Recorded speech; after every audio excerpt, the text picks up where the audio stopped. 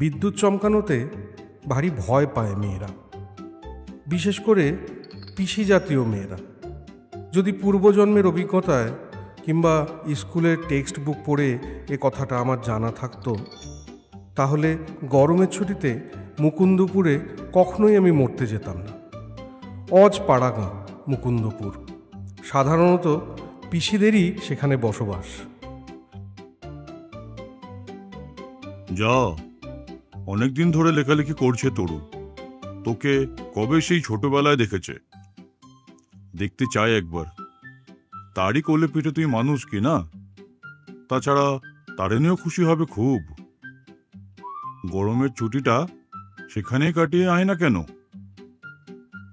গান্ধীজিও বলেছেন back to village, তার মানে কি গ্রামাঞ্চলে ফিরে যাও আবার। বাবা দারুণ ভক্ত গান্ধীজির, আমি প্রতিবাদ করতে চাই। তা কি করে হয় বাবা? ব্যাক টু ভিলেজ মানে হবে গ্রামের দিকে পিঠ ফেরাও, অর্থাৎ কিনা গ্রামের প্রতি বিমুখ হয়ে শহরেই পড়ে থাকো তোমরা। তাই নাকি? তাহলে তো দুই হয়, গ্রামেও থাকো আর শহরেও থাকো। তা কি করে হয়? ব্যাক টু ভিলেজ মানে হলো তোমার পিঠ দাও গ্রামকে, অর্থাৎ কিনা গ্রামকেই তোমার পীঠস্থান করো। তার মানে গ্রামেই পিঠ দিয়ে পড়ে থাকো চিত হয়ে। মার বাক্যে বাবার উৎসাহ হয়। তবে তো গান্ধীজির ব্যাখ্যাই ঠিক তাহলে। গান্ধীর কথা তবে শুনতেই হবে তোকে। তাছাড়া এখন আমের সময়, পাড়াগাঁয়ে আম প্রচুর, কিনে খেতে হয় না।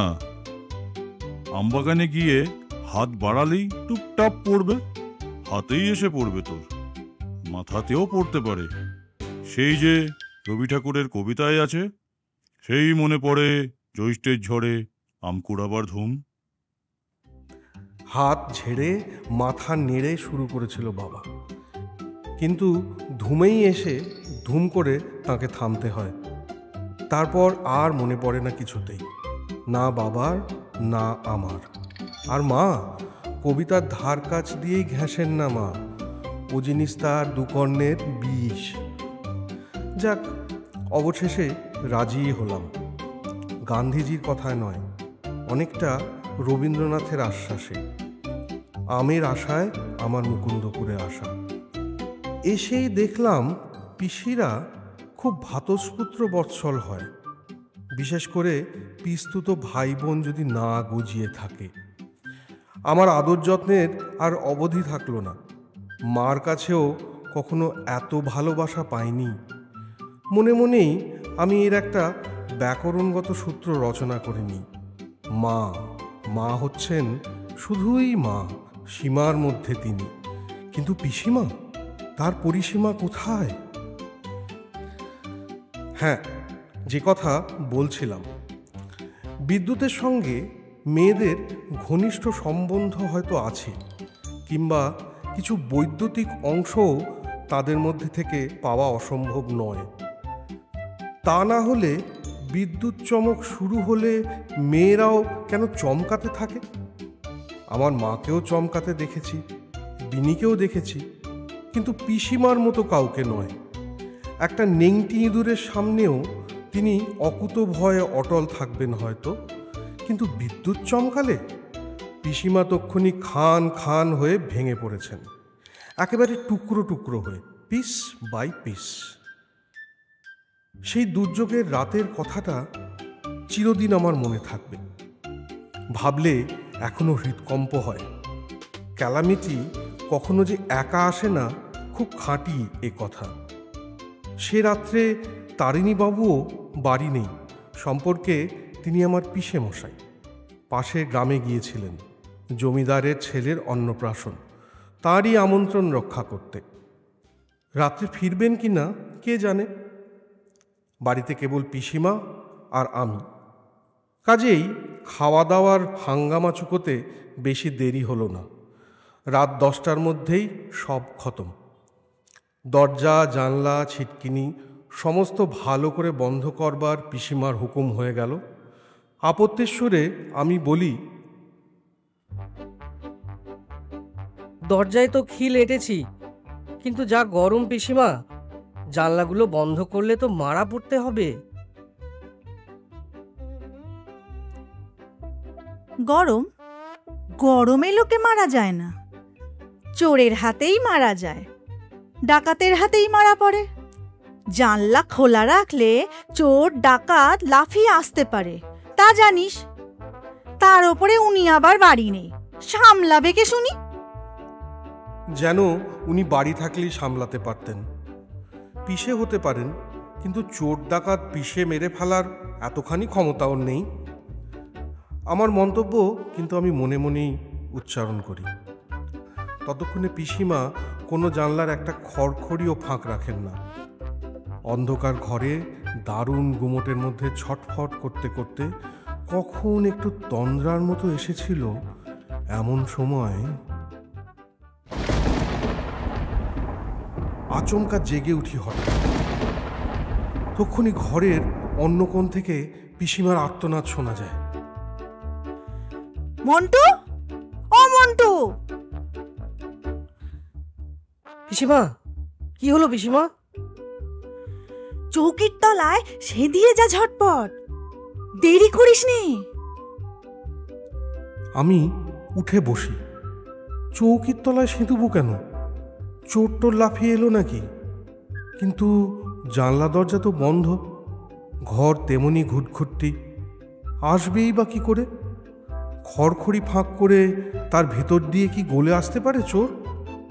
অন্ধকারের মধ্যে কিং কর্তব্য বিমূঢ় হয়ে বসে থাকি। ঢুকেছিস? না তো। ঢুকিস নি এখনো? সর্বনাশ করলি, ঢুকে পড় চট করে। কেন, কি হয়েছে পিসিমা? শোনো কথা, এখনো বলে কি হয়েছে? আকাশে বিদ্যুৎ হানছে যে, বাজ পড়লো শুনলি না? এখন কি তর্ক করার সময়? বলছি না ঢুকে পড়তে। পিসিমার মুখের কথা মুখেই থেকে যায়। সঙ্গে সঙ্গে বিদ্যুতের ঝলক জানলার ফাঁকে ফাঁকে ঝলসে ওঠে।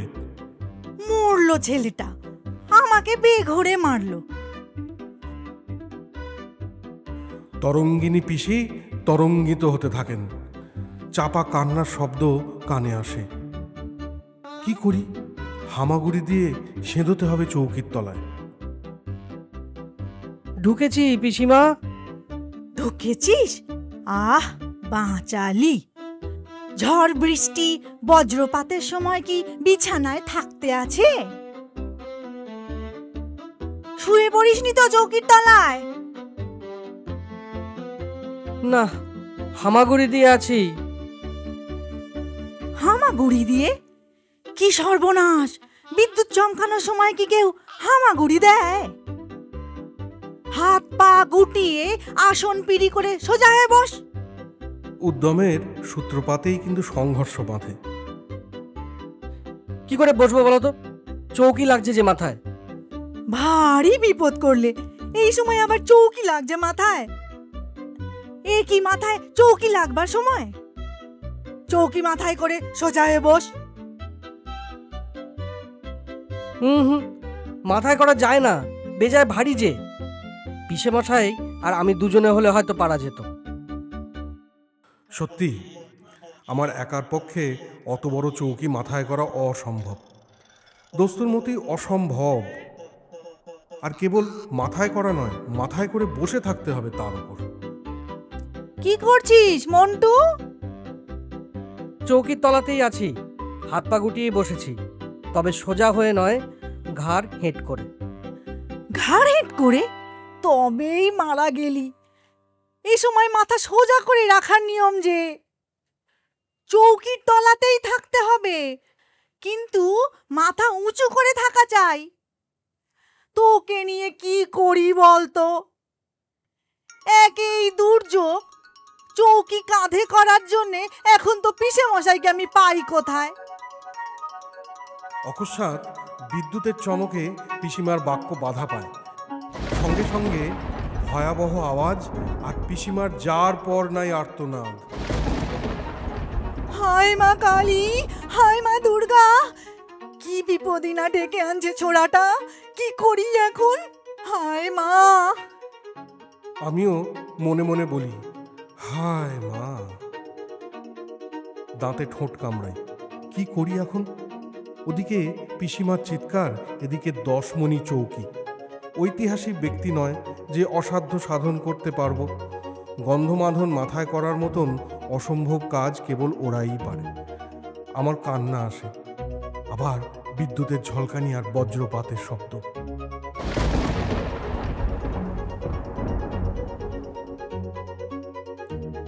দেখলি দেখলি তো, তোর ঘাড় হেট করে থাকায় কি সর্বনাশ হচ্ছে। নিজেও মরবি, আমাকেও মারবি তুই। পুনরায় পিসিমার ফোঁসফোঁসানি শুরু হয়ে যায়। আমি চুপ করে থাকি। উঠোনে ঘটি বাটি পড়ে নেই তো রে, তাহলেই অক্কা পেয়েছি। পেতল কাঁসার বাসনে ভারী বিদ্যুৎ টানে। গিয়ে দেখে আসবো পিসিমা। বাইরে যাবি তুই এই বিপদের মুখে? কি আক্কেল বল দেখি তো। তোর চেয়ে ঘটি বাটির দামটাই বেশি হলো আমার। ঘাড় সোজা করলি? করেছিস? চৌকির তলায় থাকা এবং মাথা উঁচু করে থাকা যখন একযোগে সম্ভব নয়, তখন অগত্যা ওর আওতা বর্জন করে বেরিয়ে আসি। এসে হাঁপ ছেড়ে বাঁচি এবং মাথা উঁচু করি। উহ, ঘাটটা কি টনটনি না করছে। দারুণ গরমে চৌকির তলায় প্রাণ একেবারে গলায় গলায় এসে গেছিল। ঘাড় উঁচু করেই আছি এখন পিসিমা। আহ, বাঁচিয়েছিস। লক্ষ্মী ছেলে, সোনা ছেলে, জাদু ছেলে। আজকের ভয়ানক রাতটা কেটে যাক মা দুর্গা করুন, কাল সকালেই তোকে পিঠে করে খাওয়াবো। এ কি করছিস আবার? দেশলাই জ্বালাচ্ছি পিসিমা, লণ্ঠন ধরাবো। যা অন্ধকার। কি সর্বনাশ! এই সময় কেউ আলো জ্বালে? আলোয় যেরকম বিদ্যুৎ টেনে আনে এমন আর কিচ্ছুতে নয়। নিভিয়ে ফেলে এক্ষুনি এই দণ্ডে। দেখলি তো কি করলি তুই? আমি করলাম? ও তো আপনি হচ্ছে। দেশলাই বিদ্যুৎ টেনে আনে কিনা তা তুমিই জানো, কিন্তু সৃষ্টি করতে পারে না তো। এই কি বক্তৃতা করার সময়? তুই কি মরতে চাস? আমাকেও মারতে চাস সেই সঙ্গে? আমি চুপ করে থাকি, কি বলবো? সেই সপ্ত বজ্র নিবারণের মন্ত্রটা তোর মনে আছে? চেঁচিয়ে চেঁচিয়ে বলতে থাক বজ্রাঘাত থেকে বাঁচতে হলে। ওহ, কি বিচ্ছিরি রাত! কালকে সকাল দেখতে পাবো কিনা মা কালী জানেন। কই পড়ছিস না মন্তর? জানি না তো পড়বো কি। কি মুখ্যু ছেলেটা, এও জানিস না? স্কুলে তোদের কি শেখায়? অশ্বত্থামা বলি, ব্যাস, হনুমন্ত, বিভীষণ, কৃপাচার্য, দ্রোণাচার্য, সপ্ত বজ্র নিবারণ। ঘন ঘন আওড়া। পিসির কথা শুনে আমি মন্ত্র আওড়াতে থাকি। কি আর করব? শ্লোক পাঠের মধ্যিখানে আর এক দুর্ঘটনা। পিসির পোষা বেড়ালটা কখন আমার পায়ের তলায় এসে হাজির হয়েছে। বেড়ালে আমার ভারী আতঙ্ক। লাফিয়ে উঠি আমি। বেড়ালের হাত থেকে বাঁচাবার চেষ্টায় বেড়ালটার গায়ে পা চালিয়ে দিই। ধুত তোর, অন্ধকারে যে ধারে পা বাড়াই সেখানেই বেড়াল। ও যেন একাই 100, সর্বদা পায়ের সঙ্গে লেপ্টে আছে। পদে পদে এরকম বেড়ালের উৎপাতের চেয়ে বজ্রপাতও আমি সহনীয় জ্ঞান করি। মন্টু, এই কি আমোদের সময় আবার বেড়াল ডাকা হচ্ছে? আমি ডাকিনি পিসিমা। তবে কে ডাকতে গেল শুনি? তোমার পিসে মশাই? এমন মিথ্যেবাদী হয়েছে তুমি। ছি, লিখে দেবো দাদাকে চিঠিতে যে তোমার ছেলে যতই বড় হচ্ছে ততই। সত্যি বলছি পিসিমা, আমি ডাকিনি। আমি কেন ডাকবো বেড়াল?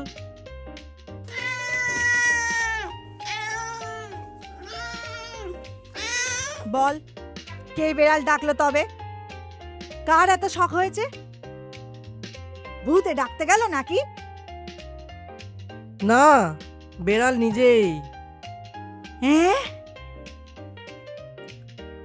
তিনি যে বেশ বিচলিত হয়েছেন অন্ধকারের মধ্যে আমি টের পাই। বেড়াল তবেই সেরেছে। আমাদের আর রক্ষে নেই আজ তাহলে। বেড়াল ভারী বিদ্যুৎবাহী। বেড়ালের রোঁয়ায় রোঁয়ায় বিদ্যুৎ। বইতেই লিখে দিয়েছে তো। কি সর্বনাশ!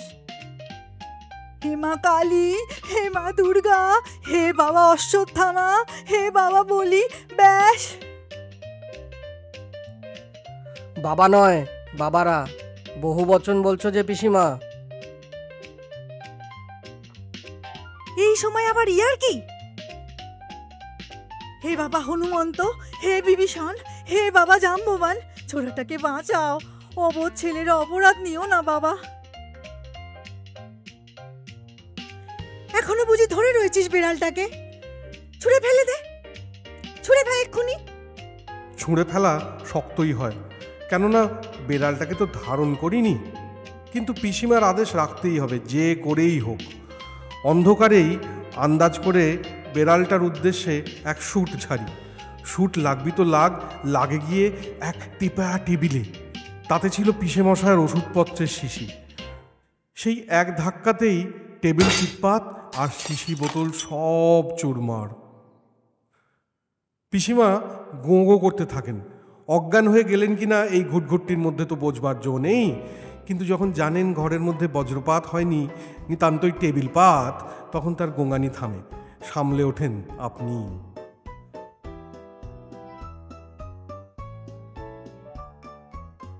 যাক, ভগবান খুব বাঁচিয়েছেন এবার। ওটাকে ঝেড়ে ফেলেছিস তো? বেশ করেছিস। তুই এক কাজ কর মন্টু, ওই তেপাটার ওপর খাড়া হ।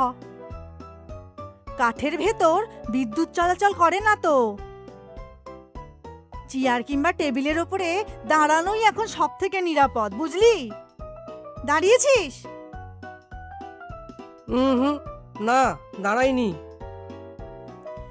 কি দোষী ছেলে রে বাবা, দাঁড়াসনি এখনো?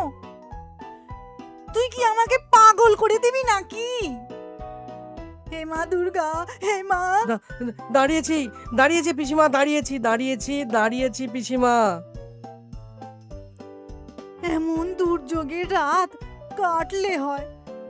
দোহাই মা দুর্গা, তোর পিসে মশাই ফিরে এসে আমাদের জ্যান্ত দেখবে কিনা কে জানে। পরের ছেলেকে টেনে এনে এ কি বিপদেই যে পড়লাম।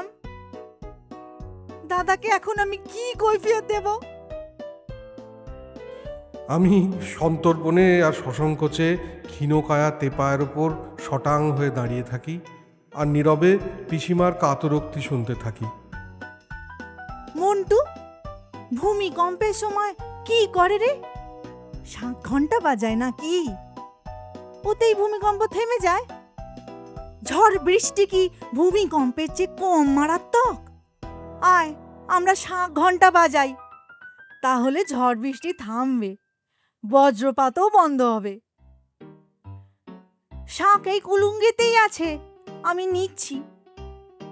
ওধারের থেকে ঘন্টাটা তুই পেরে আন। অন্ধকারে পারবি তো? অন্ধকারেই আমি ঘাড় নাড়ি। গেছিস? বড্ড দেরি করিস তুই, বাঁচতে আর দিলি না আমাদের।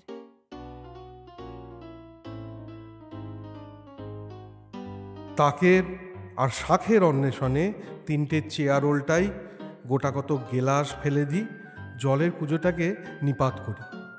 তারপর মনে পড়ে শাঁখ আনার দায় আমার নয়, পিসিমার।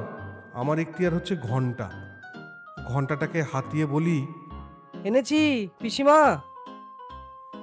বেশ, এবার ওই তে পায়াটার উপর দাঁড়া, খুব জোরে পেটা, আকাশে যেন দেবতারা শুনতে পান। আমি শাঁখ বাজাচ্ছি। পিসিমা শাঁখ বাজান আর আমি ঘন্টা পিটি। পিসিমা বাজান, আমি প্রাণপণে পিটি। কানের সমস্ত পোকা বেরিয়ে আসে আমার। হঠাৎ জানলাটা খুলে যায়। একটা ছায়ামূর্তি যেন ঘরের মধ্যে লাফিয়ে পড়ে।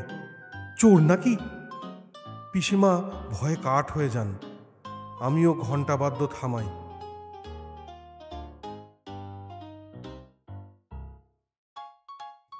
বলি, ডাকাত পড়েছে নাকি? তোরা কি লাগিয়েছিস বলতো মন্টে? এসব কি কাণ্ড রে তোদের? বিদ্যুৎ তাড়াচ্ছি পিসেমশাই। বিদ্যুৎ? আকাশে মেঘের চিহ্ন মাত্র নেই, বিনা মেঘেই বিদ্যুৎ? এমন খাসা চাঁদনি রাত, আর তোদের কাছে বজ্রপাত? বাইরে চেয়ে দেখ দেখি। তাই তো, বাইরে তাকিয়ে দেখি পরিষ্কার ধবধবে জ্যোৎস্না। আমি আর পিসিমা দুজনেই দেখি। পিসিমা বলেন, তাহলে এতক্ষণ এই ধুমধাম, বজ্রপাতের শব্দ, বিদ্যুতের ঝলকানি, এসব কিছুই না। ও হো, ওই আওয়াজ? জমিদারের ছেলের অন্নপ্রাশন কি না? যত রাজ্যের ব্রাজির অর্ডার দিয়েছিলেন, কলকাতা থেকে রাত 11টার ট্রেনে পৌঁছলো সেসব। বোমা, পটকা, তুবড়ি, উড়ন তুবড়ি, হাউই, আরো কত কি। ভোজের পর এতক্ষণ তো বাজি পোড়ানোই হচ্ছিল। তারই ঝলক দেখেছ, তারই আবার শুনেছ তোমরা। পিসেমশাইয়ের হাসি আর থামতে চায় না। আমি হাসবো কি কাঁদবো ভেবে পাই না। ভোজও দেখলাম না, বাজিও চোখে দেখতে পেলাম না। মাঝখান থেকে ঘরের মধ্যে যেন এক ভোজ বাজি হয়ে গেল। পিসি ভাইপোর ভালোবাসার কথা আলাদা করে আর বলার দরকার হয় না। কথায় বলে, মায়ের চেয়ে মাসির দরদ বেশি, কিন্তু পিসিরাও ভাইপো প্রেমে কিছু কম যান না, তাই তো? আজ শুনছিলেন কৌতুক সম্রাট শিবরাম চক্রবর্তীর দুর্যোগের রাতে। কেমন লাগলো আমাদের আজকের গল্পটি? কমেন্ট করে আপনাদের মতামত আমাদেরকে জানান। আর ভালো লাগলে একটু লাইক, শেয়ার করে সাবস্ক্রাইবটা করে দেবেন প্লিজ। আমাদের চ্যানেলের নোটিফিকেশন পেতে বেল আইকনটি প্রেস করতে ভুলবেন না যেন। ইচ্ছে যখন, গল্প তখন। শুনতে থাকুন, শোনাতে থাকুন গল্প যখন তখন।